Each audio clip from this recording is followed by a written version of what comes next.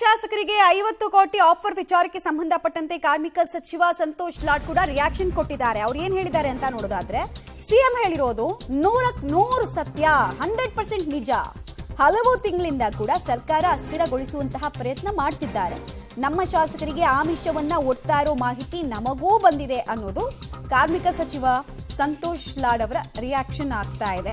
So ಒಬ್ಬೊಬ್ಬರೇ ನಾಯಕರು ಹೊರಬಂದು ಸಿಎಂ ಕೊಟ್ಟಿರುವಂತಹ ಹೇಳಿಕೆಯನ್ನ ಸಪೋರ್ಟ್ ಮಾಡೋ ನಿಟ್ಟಿನಲ್ಲಿ ಸ್ಟೇಟ್ಮೆಂಟ್ಗಳನ್ನು ದಾಖಲಿಸ್ತಾ ಇದ್ದಾರೆ. ಕಳೆದ 16-17 ತಿಂಗಳಿಂದ ಇದೇ ಪ್ರಯತ್ನ ಮಾಡ್ತಾನೆ ಇದ್ದಾರೆ. ಅದೇನು ಹೊಸದಲ್ಲ ಸರ್. ಸಿಎಂ ಹೇಳಿರ್ತಕ್ಕಂಥದ್ದು 100% ಸತ್ಯ ಇದೆ. ಈ ಥರ ಇಂಡೈರೆಕ್ಟ್ ಡೈರೆಕ್ಟ್ ಇನ್ಫಾರ್ಮೇಷನ್ ಮೊದಲಿಂದನೇ ಬರ್ತಾ ಇದೆ. ಬಿಜೆಪಿಗೆ ಮೋದಿ ಸಾಹೇಬರಿಗೆಲ್ಲ ಎನಿಥಿಂಗ್ ಇಸ್ ಪಾಸಿಬಲ್ ಅಲ್ಲ. ಅವ್ರಿಗೆ ಏನು ಬೇಕಿದ್ದು ಮಾಡ್ಬೋದು.